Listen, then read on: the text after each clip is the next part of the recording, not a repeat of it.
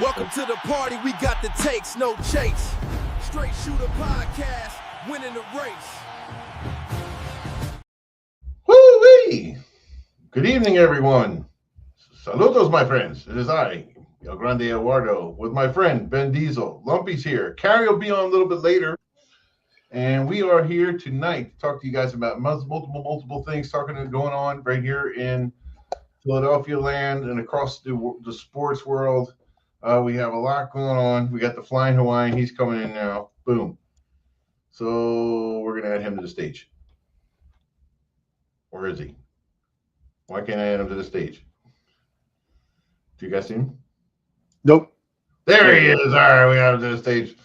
All right, so tonight we have, to my right, I have Ben Diesel. We got the Flying Hawaiian, and we got Lumpy. And we have a heck of a show for you guys tonight. And to start our show off, just to remember, if you guys need any work done, whether it be too big, too small, we can take care of it with the Credit Home.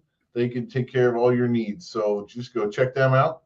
And we have, guys, a lot of stuff going on with the NBA playoffs. Unfortunately, the 76ers, they totally blew it.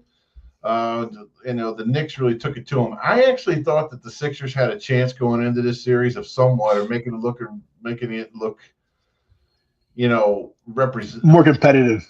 Yeah, more competitive. I really thought it was going to be more competitive. I really thought that it was going to be just a better overall series than what it was. I mean, when I'm watching the guys from Villanova come in, it was like Villanova North.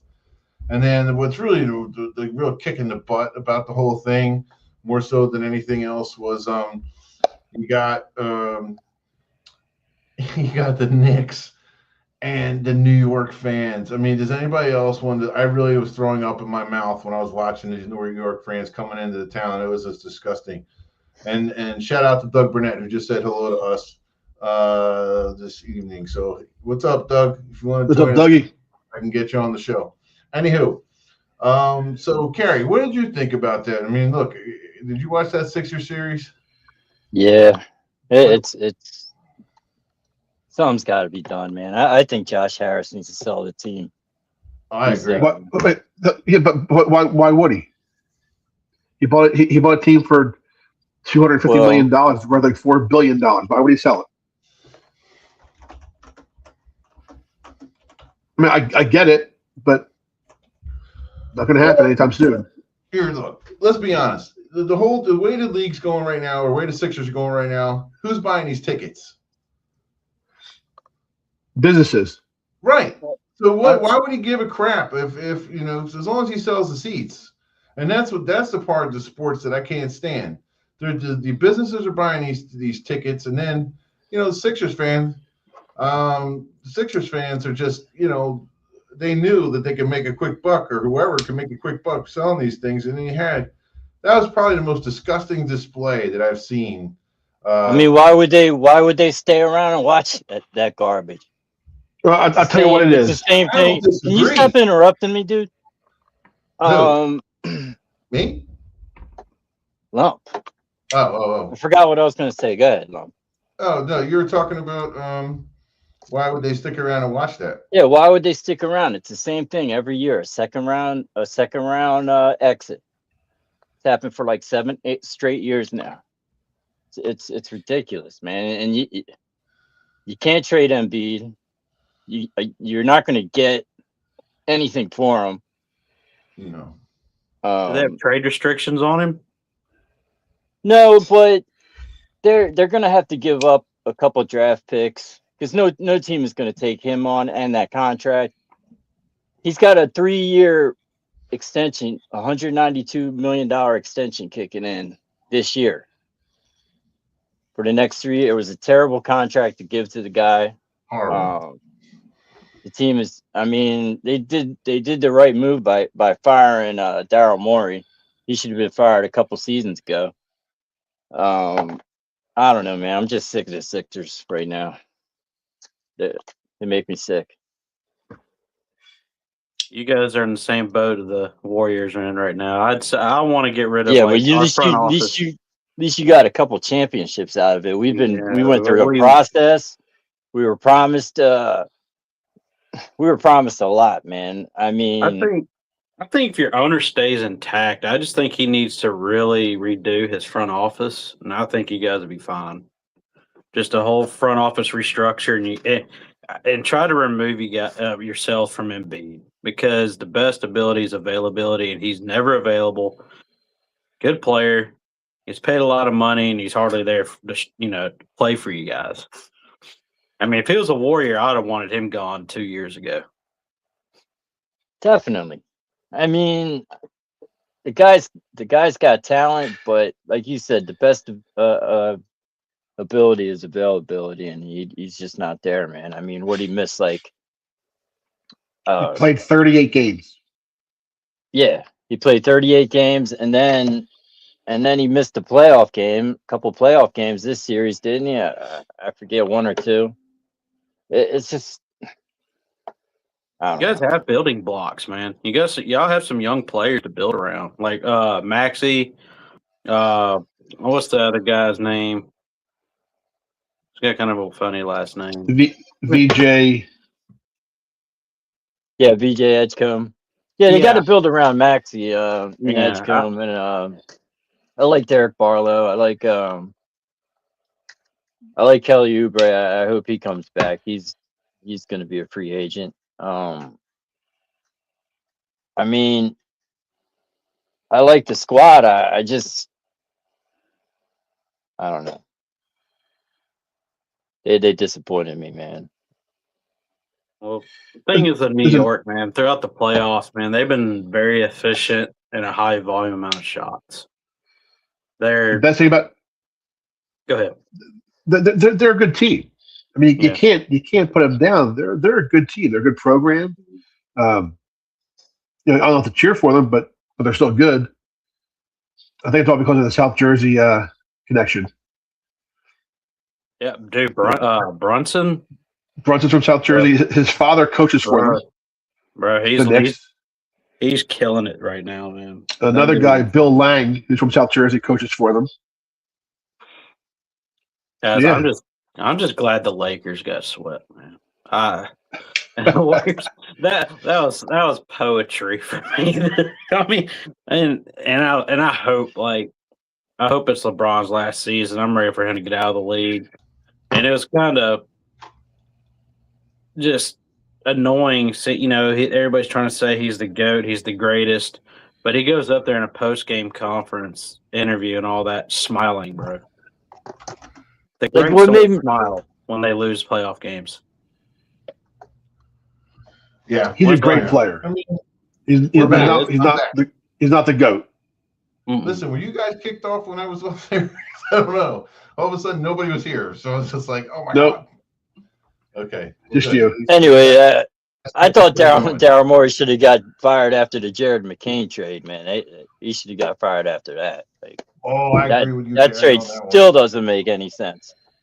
No, not at all. I mean, and what's worse is they traded him and they had nobody to replace him. They had I guess they were expecting Cameron Payne to replace him, but he was like in Serbia or something at the time. And then they waived him, and then they brought up some two-way player. I forget his name. Dalen Terry, whoever he was. He saw minimum playing time. It's just. And McCain is lighting it up in Oklahoma. That's what kills me. What did they get for him? A first and 3 seconds?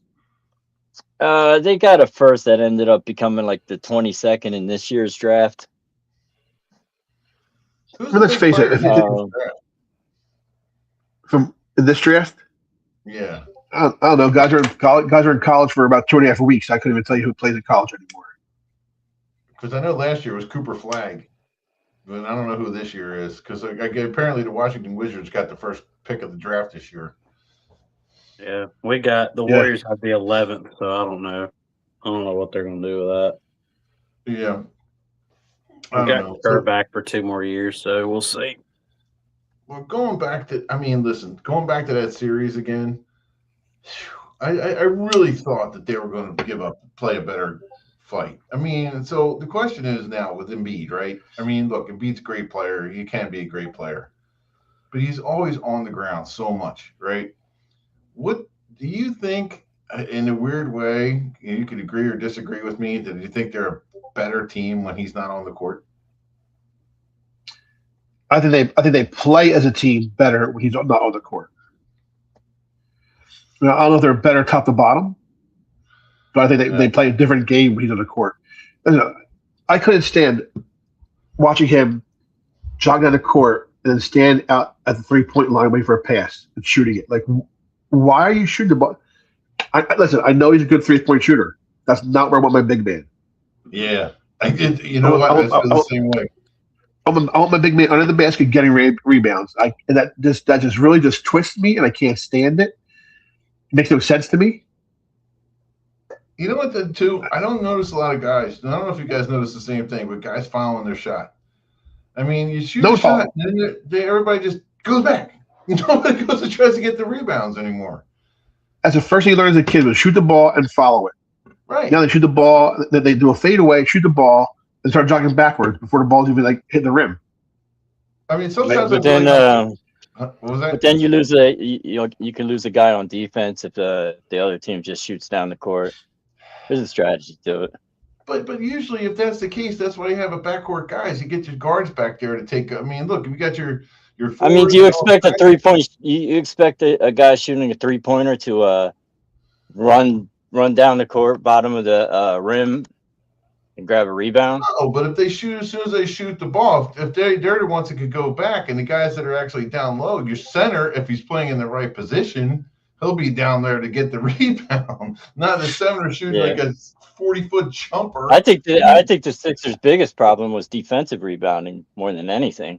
They were letting teams get offensive rebounds like crazy. The Knicks had second and third chances like on every possession. You know what? To me, it's almost like they wanted it more. Am I wrong? Yeah, not almost. They did. Yeah, and Brunson's a gamer. Yeah. I don't care what anybody says. I mean, I love Maxey, but Brunson, I don't know, man. It just whenever it comes against the Sixers, for me, when I see that guy play, he always takes it to the Sixers. I mean, he takes it to everybody. To be honest, yeah, he's on a tear this offseason. I mean, this postseason, man. Yeah. If they go to the finals and win it all, he'll be the finals MVP. Yeah, the Mavs are biting themselves in the butts for letting him walk. Yeah. Well, if they had him and Cooper Flag, yeah, imagine that. Or him and Luka still. If Luka was still with the Mavs, which that trade didn't make any sense either. But anyway, it's the NBA. Anybody see the things on one of these sites? I don't know if it was clickbait or not, but if anybody see like Embiid for Sabonis? No. That must have been a clickbait thing. I think I saw that today. You never know what's true and what's false because people just post things just to get clicks, And it might be a wish post. They're probably trying to post it into an existence, There's a lot of them going around. Yeah. Well, I love when the Philly sports fans, it's always the Philly sports fans, like, or whoever your team, right? Oh, I'm going to propose this trade, and it's like you're giving like your worst or whatever your weakest guy, and you're supposed to get all this stuff in return. I mean, come on. If you listen to like the sports radio and all that stuff, it's just funny. If you spent just 15 minutes in a 49ers fan page on Facebook, I think every fan base has that, man. Yeah, they do. Of course. Of course. It's just, 49er fans now are already coming up with excuses for the scheduling, but we'll get to that later in the show on that segment. Yeah. So, the playoffs, and look, is anybody going to beat Oklahoma? Don't think so. The only team I see really playing them fairly, I'd say, the Knicks if they make it there. I don't think somebody can compete with Wembanyama though. But that rumor, I'm reading about it right now. That's actually a legit rumor. That they were like floating the idea of swapping Embiid for Domantas Sabonis from Sacramento. Yeah, but that's a long shot, and they're saying right now like Philly's like making no effort whatsoever to trade Embiid. I don't know. It seems like there's two camps. Am I wrong? I mean, like people who love Embiid and people who can't stand Embiid. General managers, I mean, if you want to fight for your limitations, you get to keep them, and that's not something you want to do as a general manager. I mean, he was great. He was great in the Boston series, but I think that series might have killed him. Yeah, I mean, it's just a shame. He's always hurt. He did have surgery less than like 20 days before playoffs started. So and that was rough to go 7-game series, but but at the same time, though, as much time as he's missed, man, he should have more gas in the tank. It's like, yeah. I mean, I can't blame the appendix thing on him. No, but it just seems like he's always accident or injury prone. His whole career, he's had stupid injuries that are not his fault. Right. Again, and sometimes it's like that, but that also means you can't count on him either. Well, you go to the flip side, right? And you look how the Flyers played in the playoffs. And the Philly fans, I mean, honestly, what do they love? They love guys that play hard. And if they think you're dogging it, they're not going to love you. Now, I don't think that. I don't know. Did Maxey come up small in that series? Did he play like as good as he could have? I thought Maxey played pretty good. I thought Edgecombe had a big game and then disappeared. Yeah. He's 19. Yeah, he's a rookie, so and it's his first postseason, so I wasn't, I didn't have huge expectations for him. I have big expectations for him going forward, but as far as this season went, I thought he was pretty damn good. I wouldn't trade him for anybody, but as far as playoffs go, I think he ran a little hot and cold. Yeah, I agree. So, I mean, look, it was kind of disappointing. If the Sixers played them tough, and then also that last game with all the New York fans there, that just rubbed me the wrong way. Somebody told Josh, did you guys hear the story? Did we talk about this last time? When the guy got kicked out of the game because he told Josh Harris that he should sell the team. Yeah. Did you hear that? Like he literally, Josh Harris got him removed. He goes like, "You get him, get his guys out." That's all he said to him. He didn't like curse them or anything else. He told him to get out. Yeah, that's stupid. That's how you lose a fan base. Yeah, that's soft. That's the NBA for you, though. Only in the NBA have I seen where an athlete like LeBron has done it. Walked up, to a heckler, get them out of here, and they'd escort them out of here.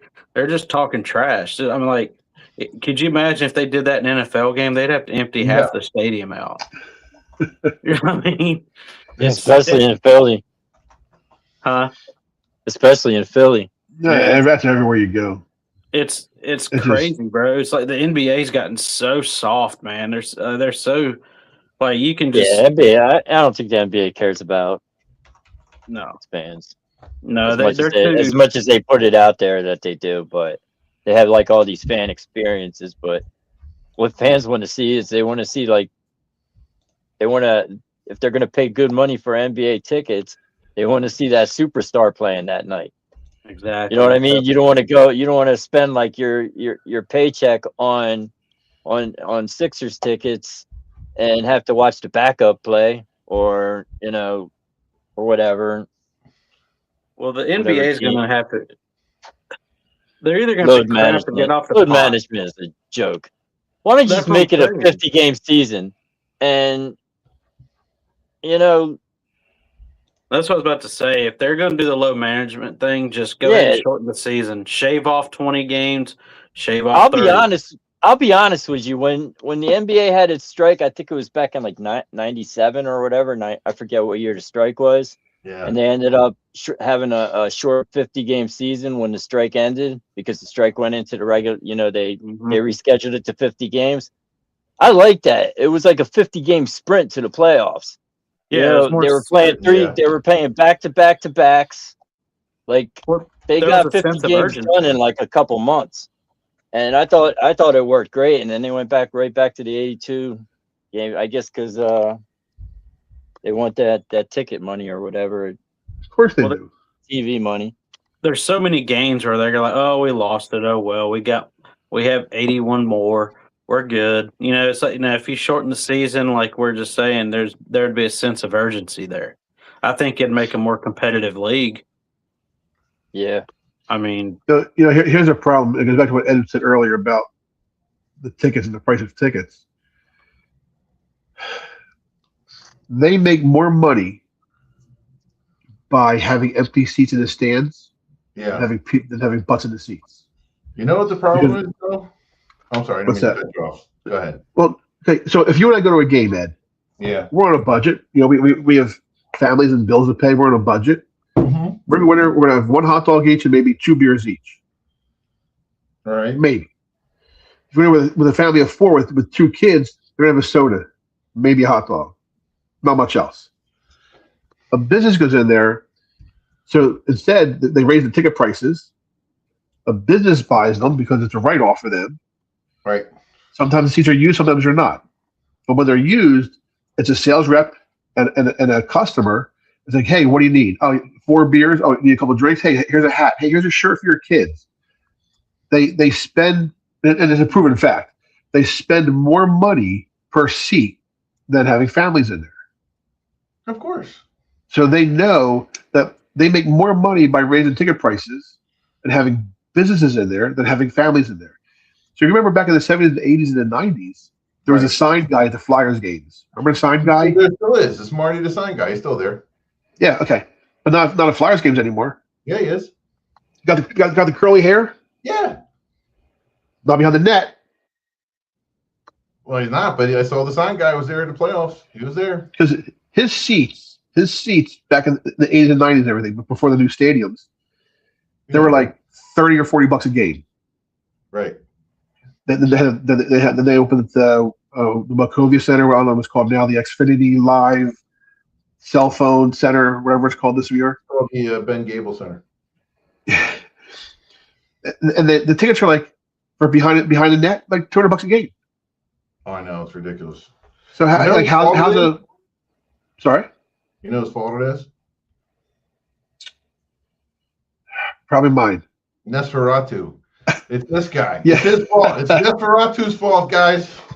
But it's not even that that. guy is just so weird looking, man. He's scary. But it's not even that. It's all sports. Tell me he doesn't look like. No, but tell me he doesn't look like. You guys remember Who Framed Roger Rabbit? Yes. Judge Doom. Judge Doom. Yes, he looks just like Judge Doom. Carrie, don't you agree? Judge Doom. You don't see Judge Doom. Yeah, he does. Like Ed, to give you a comparison, Ed. What? In 2008, 2009, Yeah. my Phillies tickets. I mean, a full season. Yep. They were like $35 or $40 a seat. They were 15 rows off of the field, right behind the visiting team dugout. So a full season was like $6,000 for 81 games. The playoffs, which was the wild card round, the first round, the championship round, and the World Series. Uh-huh. And it's like two tickets, 2 games, 3 games, 3 games, and 3 games. $9,000. The problem is they literally they priced out. So did I sell my World Series tickets? I sure did. You know why? I got to pay for next year's tickets. Yeah. So seats that cost me for the World Series, my 2 seats were, I think they were $300 per game for the 2 seats. I sold for $2,000. Tickets. My World Series ticket, yeah. I went to 1 game and sold the other 2. Yeah, but Ed, I went to 1 game and sold the other 2 games for a net profit of like $3,000. Oh. That paid for half my 2 games. Paid for half of my next year's tickets. That's the problem. Yeah. Regular fans, the people who enjoy go to games and everything else. Yep. Now I will say this: Phillies. If you guys have been to the Phillies playoff experience, it's a lot different than the others. as far as like, Philly, but Flyers, I mean, that was insane. That was actually, I had a great feeling in my heart watching the Flyers games and seeing like Flyers hockey was back. I was like, wow, that's awesome. So the Sixers stuff really did bother me. But, I don't know. We can't blame the fans. So anybody you can blame are the owners and the league. Well, I knew the You NBA was can't desperate when they blame brought fans, in their but I don't know. NBA Cup Yeah, crap. so stupid. Oh, yeah. It's It's like, like, and then yeah. they just had to set it up to where LeBron won the first one, and I'm just like, really? It's like the old school players who commentate on the game today. They're like, are they serious with this cup stuff? I mean, this is like ridiculous. You want a championship, you want a trophy, get to the finals. That's the only trophy we got. We made it to the finals. Yeah, That I never cup cared thing is a about that thing, participation man. trophy. That's like if the NFL had a I did it preseason again. playoff. It's like the best preseason teams go into a little playoff and they win that preseason bowl. It's so dumb. Yeah. Yeah. I mean, I'm so look. The funniest thing I ever heard going to Disney World. I know you guys are like, where the heck is he going with this? But the funniest thing actually that I heard in Disney World was when some guy, some dad was like, yeah,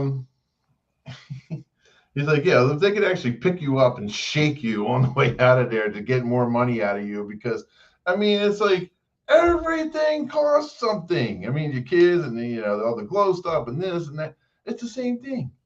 I mean, the fan experience is like everything is so expensive, and it's just a shame. I mean, back in the day, people go to like Connie Mack Stadium, even the vet, you could bring like sandwiches in. My dad was talking about this the other day. The picnic area. Yeah, but look, we went to the Flyers game. We had hoagies. I mean, or subs if you're, or whatever, hero, whatever you call them. But the big sandwiches, we actually were sitting there right behind the bench. It was like in '78. Well, that's how long ago it was.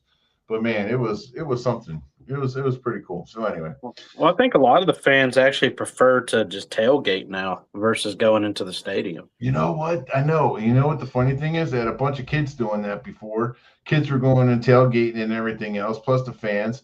The problem is they I think they cut down on that this year. They're not allowed to do it like they were because they had so many people going to the tailgate. It got too out of hand. Like they Well, I weren't going think to the game. what they're going to end up doing is increasing parking prices. Is probably what they're going to start doing for that. Of course they are. Of course They're they going to are. increase the parking prices, which is going to piss off the people who pay the tickets to go into the game. Right. So now they got to pay the expensive game tickets. Now they increase parking. That's going to create friction between the tailgaters and the stadium fans. I know. Why not? It's going to get ugly. It ain't like we're not paying almost $5 for gas to even get there. Mm-hmm.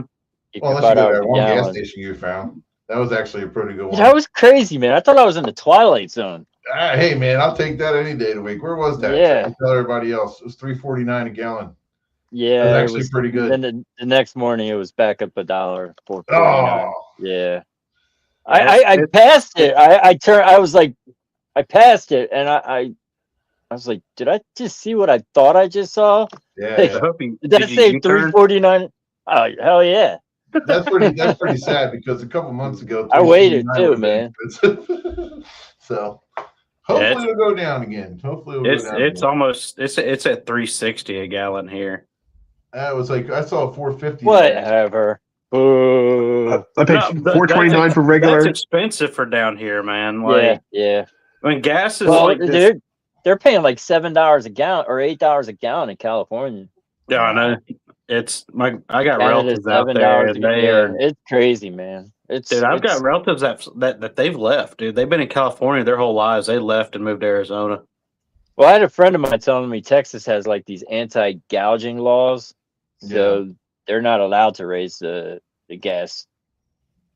Well, it's the same. Like if it happens like overnight, right? that gas is the same gas that was in there already. And so you know that they're basically gouging because and the most profit, like BP had its most profit like in so many months, and Exxon and everybody else. If you look how profitable they were, it's just ridiculous.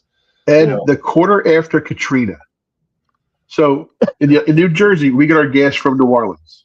Right. So the pipeline goes from New Orleans up to Baltimore. It takes 28 days for the liquid to get from New Orleans to Baltimore.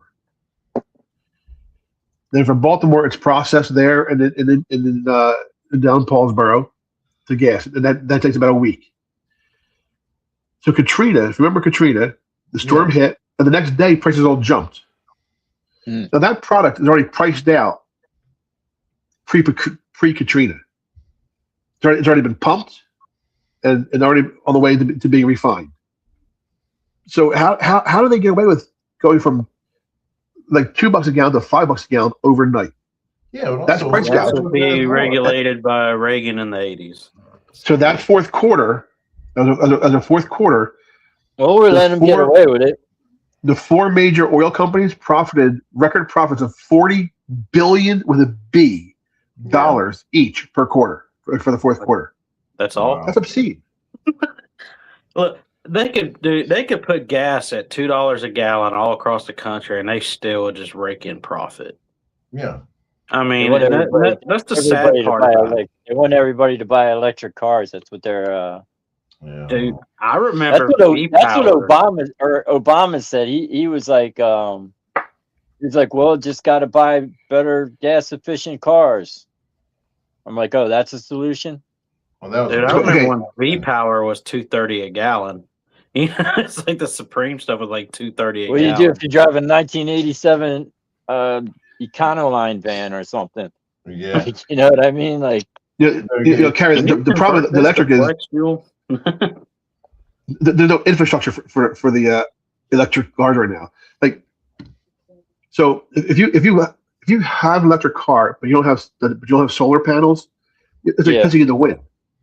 Because all it means is you're plugging in from your house. So the electricity that your house uses is being supplied with comes from the energy companies. Yeah. Well, how much do the gas stations charge? The ones with the electric, the charge your doesn't electric matter. cars. Doesn't matter. So it doesn't matter. What matters is where it's coming from. So if that power is being solar generated, there's no footprint. But as of right now, it's coming from the electric companies who burn coal to make electricity. So we're using more electricity to charge our electric cars to save the world by burning coal. It's just like wrap your head. It just makes no sense. It's all ways to make extra ways to make money. There's no infrastructure. Like I said, every house that's built should have to have solar panels or have the backup battery packs. That's how you charge your car. There's no footprint. But if you start leaving a footprint, that's where you're just wasting time. Yeah. I mean, look, they're trying all that stuff. But anywho, let's get back on topic, shall we? So, talking about a topic. Okay, listen, if you guys need any painting remodeling done, no jobs, big or small, give the guys at Incredible Home a call. The number is below. If you want any to improve the look and feel of your home, give them a call today. Even though it's a little bit late, but that's okay. They will answer the phone. Give him Incredible Home and Property Improvements, and they will give you a great deal. So give them a call. They're 609-248-0586. All phases of painting and remodeling, and they will do that. Plus, we have a new number, which we'll be putting on there also. So the NFL schedule, the 2026 NFL schedule, guys. One thing the guys saw today that got really excited was Thanksgiving. 4:30 game. Yeah, really good Thanksgiving slate all across the board, though. What's that? The slate for Thanksgiving Day, really good games, potentially depending how the season goes. But I think the least interesting game on that schedule is the Steelers versus Broncos that day, and that's still going to be a pretty decent game. I don't know what the Steelers have. I don't know. I think McCarthy sucks. So that's just me. I don't think he's going to. He's no better than Tomlin. I can tell you that. Well, they're expecting Rodgers and McCarthy being back together, something's going to happen. Yeah. But Yeah, I think they're really selling Yeah. their I really think Rodgers is trying to get to Arizona. They should have drafted a quarterback. What's his buddy, that offensive coordinator? Was it Hackett from the Jet when he was with the Jet? Hackett's with the Cardinals. Hackett's with the Cardinals. Yeah. So I think Rodgers is trying to get down there, and I think Rodgers would actually be better off with the Cardinals down there because they have more offensive weapons and pieces. Oh yeah. But again, that's Hackett calling an offense. That doesn't really usually translate to anything. Exactly. Yeah, I like the way Rodgers waits till like the last minute to give teams like the signal that he's going to play. That's so great of him. I wouldn't have given him the time of day if I was a head coach or GM. I'd just be like, I wouldn't either, man. I'd be like, no one answer now, like now, yesterday. Like, dude, we're trying to build something. I can't build something on a last minute thing. And quarterback is a pretty pivotal piece to what you're trying, to put in place to try to build something. They're trying to hitch their wagon to him, and that's just stupid in my opinion. Yeah. And they move on from Tomlin. They never really got him a quarterback. I mean, Tomlin hadn't had a quarterback since Roethlisberger. Nope. No, nope. Yeah. Am I the only one that didn't think Big Ben was that great? I thought he was pretty good. I think Big Ben's pretty good. Pretty much. I think he's a borderline Hall of Famer, man. He's 2-1 in the Super Bowl. Much back then. I don't know. Roethlisberger was a beast, man. He put up big numbers every year. He was a hard man to tackle, dude. I thought he was a winner, man. Guy on that team. That's why. The most clutch moment of his career was not a touchdown pass, was not an offensive play.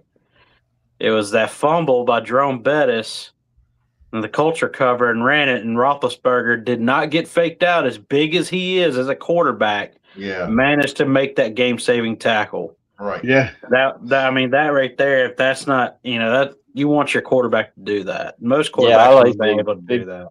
But Roethlisberger was no Neil O'Donnell. I like Roethlisberger. He's a Terp. I know Neil O'Donnell was. Damn right, I know. One thing I like without mentioning the Maryland guy. Come on. What I like about Roethlisberger, he was tough as nails, man. He was a tough quarterback. Yeah, he was tough, man. Yeah, he was. Guys, I got to run, guys. Yeah, Lumpy got to run. All right. All right, Lumpy. All right, Lump. I'll see you on Tuesday night. All right, bro. Have a good night, man. All right. Yeah. So Roethlisberger, listen, I'll be honest with you. So that's why I was asking the question. Was he really that good? Because honestly, I didn't really watch much back then of him. I was too busy just watching the Eagles. So that's why he had a good team around him. They had like one of the best defenses, but at the same time, he carried his weight. Yeah. And more. Well, they had great receivers. Hines Ward was no slouch. No, but they had to get him the ball too. He had to get him the ball. I don't think Hines Ward was the type of receiver that made his quarterback all that great, though. You don't think so? Wasn't he a good possession receiver? No, he was a good receiver, but I don't think he made like, I don't know. He was good, but I don't think he was like, Jerry Rice or anything. Like, no. Hines Ward benefited his team the most in the run game. He was one of the best blocking receivers. He was a nasty blocking receiver. Yeah. He was one of the best blocking receivers to ever play the game. Who was? I think he was the best. Yeah. Who's the tight end on that team? 83. What's his name? Number 83. He was there for a while. The big tall white dude. Yes, he wore number 83, I believe. He was pretty good. He was pretty good. Dude, look. They were good. I mean, I'm not saying they weren't good. I just was trying to remember him. I just remember being this big old guy. Roethlisberger. Yeah, he won 2 Super Bowls and Heath Miller. It was Heath Miller. That's who it was. Yeah. And then he went to the Redskins. Yeah. Yep. They had good running backs too. They had Willie Parker. Yeah. Yeah, he had a And they had, brief stint. You know, Who was that? Who was their fullback? They had a really good fullback too. Was it Oh, I know who you're talking about. I can't remember his name, but I know who you're talking about. Was it 33? Yeah. I know who you're talking about. I can't remember his name. Actually had a kid from Maryland on that team. Of course, talk about Maryland again. It was actually a pretty good defensive back, Chad Scott. There's Santonio Holmes was a beast of a wide receiver for them Yeah, too. it was. Him, they had him, Hines Ward, Plaxico Burress was really good Oh, yeah, plexiglass. That's right. I forgot about him. until he shot himself in the leg. Yeah. But, dang, who was that fullback's name? I can't remember. Was it Roosevelt Nix? Who was the fullback? Who was the fullback for Franco Harris? Oh, there he goes, one for you from the 70s. I have no idea. I couldn't You wait. don't know that? I always thought he was the fullback. No, he was a running back, I think. No, the fullback was Rocky Blyer. Yeah, Jerome Bettis was the fullback and running back. Yeah. The bus. I like Jerome Bettis though, man. He was one of my Bettis favorite was players. great. You see Brian Dawkins put that stick on him at one time, though? That was pretty good. But he got him on the side, so I will say that. Yeah. I mean, him and Ray Lewis, man, the collisions that they had. Tim Lester was the one I was thinking of, was Jerome Bettis' fullback. It's almost like Tim Lester was a nasty blocker, man. It was just funny. Why do you even need one? Wasn't the Steelers and Ravens game? Didn't they call it like when the Roethlisberger era? Didn't they call it like the black and blue game or something like that? Oh yeah. I didn't know what they called. Yeah, because then, dude, it's like I didn't care for the Ravens that much. Yeah. My youngest son likes the Steelers, but man, dude, like that game there was just, even if you didn't have a dog in the fight, that game was just fun to watch. The funniest thing, did I mention? I'm sure I said this before. Like I went to the first ever Ravens game, like ever. Like it was in Memorial Stadium in Baltimore. That was a nice stadium. Yeah, it was like the old stadium there, and we actually played there in college. But you know, the Colts used to play at Memorial Stadium before they built the new. Oh, I'm thinking of the new one. I'm sorry. Oh no, you're right. You know what? Wait a minute. No, it wasn't a new stadium, Kerry. So yeah, they actually filmed the replacement there.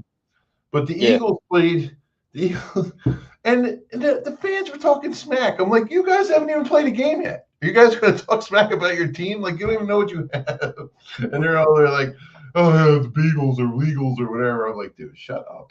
Just shut up. You know?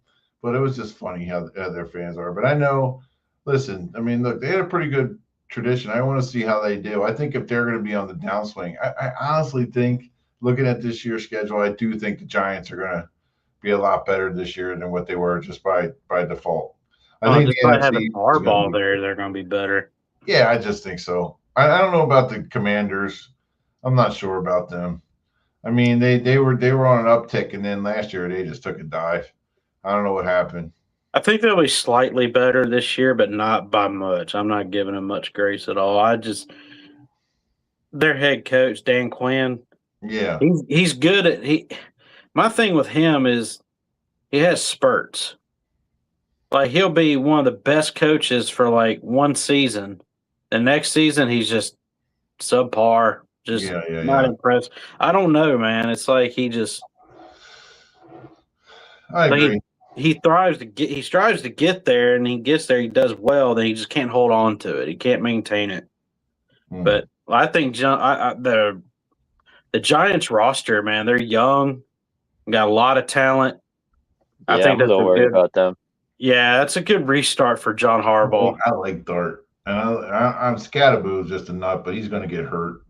Yeah, I mean, if they can keep him upright, they still have Tracy, don't they? Yeah. He's a good running back. I think they're going to be good. I think they're going to be a lot better this year. They'll be competitive. They'll get Neighbors back.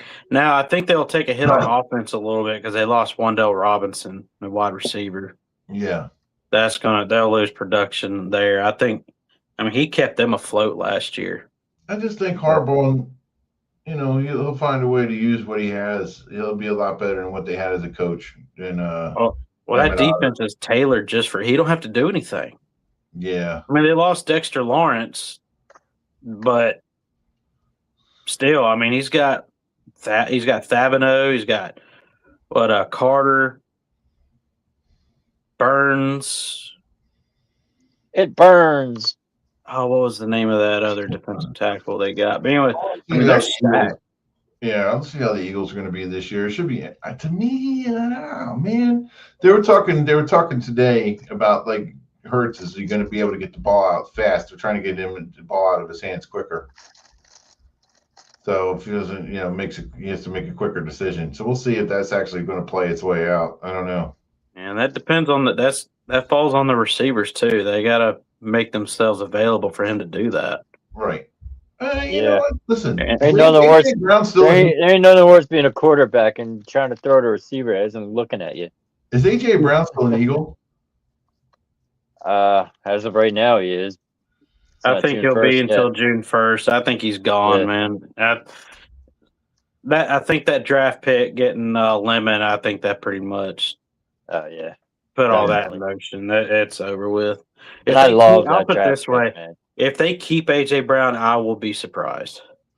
I mean, my God, they went from being like years ago the worst receivers to like they're loaded. I mean, Yeah. too loaded, too top heavy. I think yeah. So let's see. The big question is the offensive line this year. How's the offensive line going to do? Yeah. Lane Dickinson, if he could come back, if he's healthy. Jurgens, if he could be healthy. I mean, there's a lot of ifs on the offensive line. Lane, I mean, he's up and he's long in the tooth. Yeah. Stoutland's gone. Yeah, but they're talking about Becton. If they can come back and get Becton, I mean, listen, I would take a chance on Becton if they get him cheap enough. I'll be honest, if he became available, he's a definite get. I think.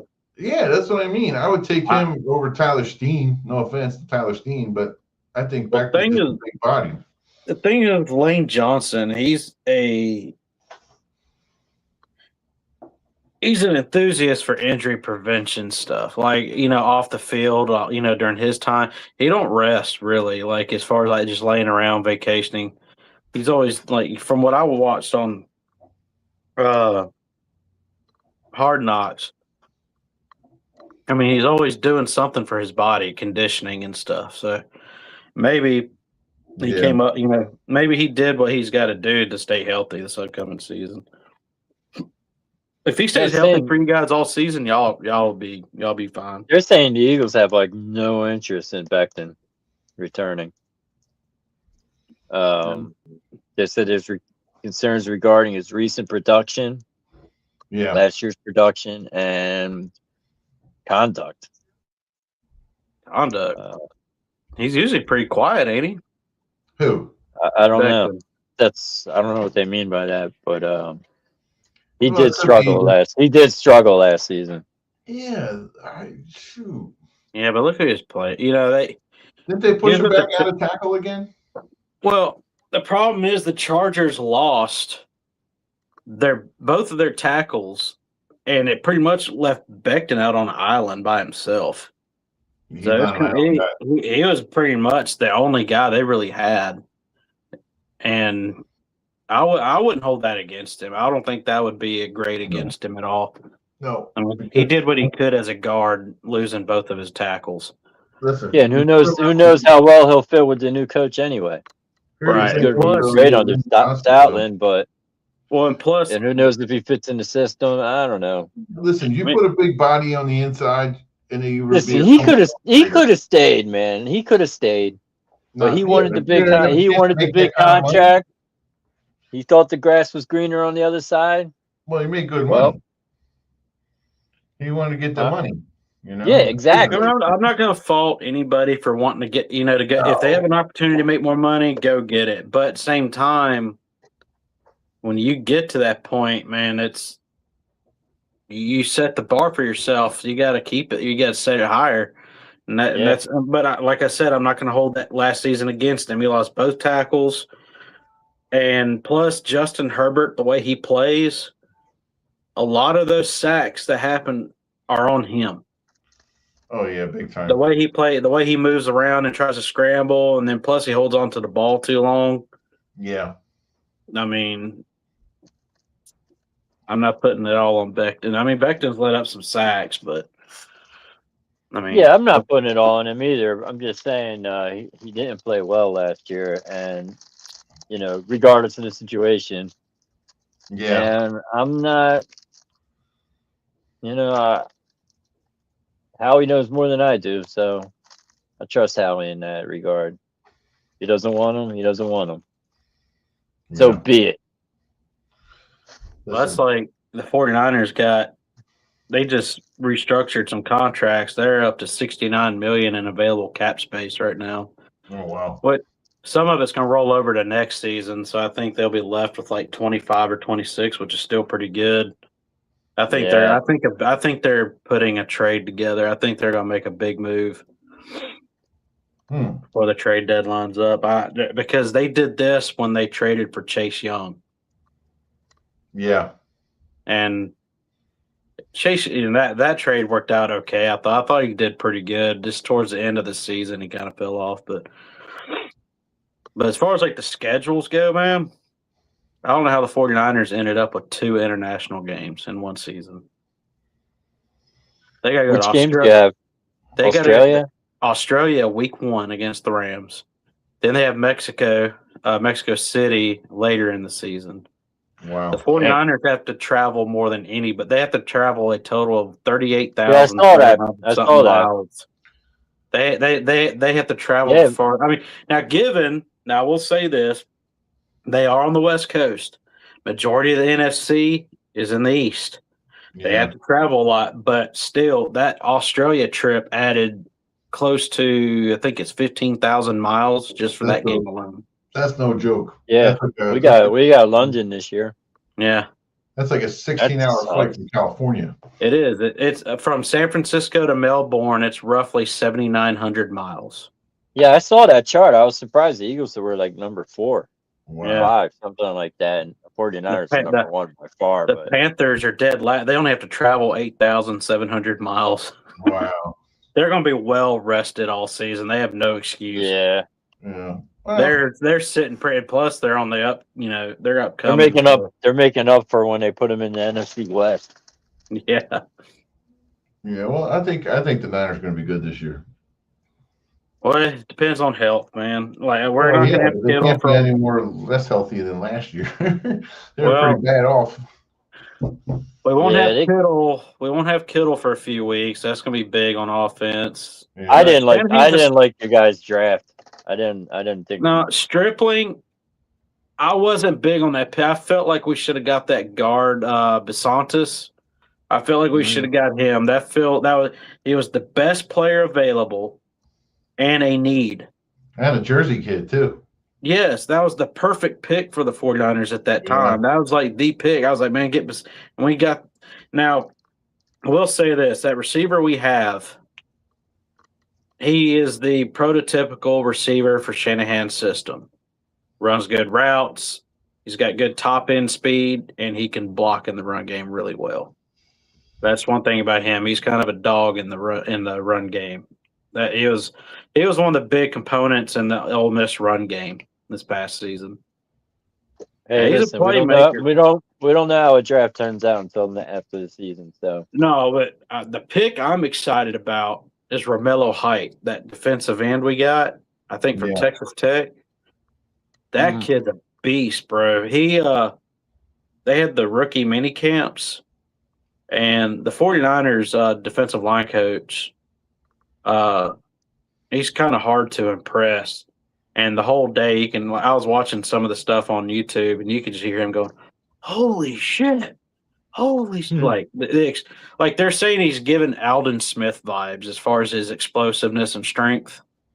Wow. That's huge. If he can translate that into the game and build on that and get better, I think they hit a gem on that pick. Yeah, I agree. Folks, man, we almost at an hour. I can't believe we're almost at an hour. Can you believe we're almost at an hour? Yeah, almost 55 minutes. Wow, well, that's a good show. Yeah, good show. All right. So next week, guys, I want to do a little trivia. So let's get a little trivia together for the show. We'll get that going. That's going to be next Tuesday. We got, still got the playoffs with the NBA and the NHL. If we got any of that, and we'll always keep it real here with the straight shooter sports. Guys, got anything else for the good this evening? The Giants play the Dodgers in 52 minutes. I'm not too amused with that. I gotta Giants see what suck the this Phillies year. score is because they're playing the Red Sox. Last I seen, there was still 0-0 in the 6th inning, but that was like 30 minutes ago. Phillies are winning 2-0 in the top of the 8th. Score. So we're making a comeback. Yes, we were doing so poorly before, so now we're actually coming back. Sure. Yeah, Someone's got they're to. playing good. The Giants are 15-28 right now. Oh wow. Yeah. The only upside we got for us tonight is Otani's not playing. So That guy's crazy. they if he wins the Cy Young Award, he's gonna be MVP. He'll be the best player to ever played the game. Yeah, he's a monster. Yeah. I mean, But overall, just the best player. Well, the Dodgers, I'll say this: the Dodgers front office, they're genius, man. They market the Japanese players, and Japan has got a lot of talent over there for baseball, and Dodgers pretty much rule that market. Yeah. Yeah, they're a money team, so they're going to be relevant for a while until that pond dries up. All right, fellers. Well, look, I'm going to let you guys rock and roll. Guys, have a great night, and we will catch up with you guys next Tuesday. All right, good night, everybody. Be safe out there. Everyone.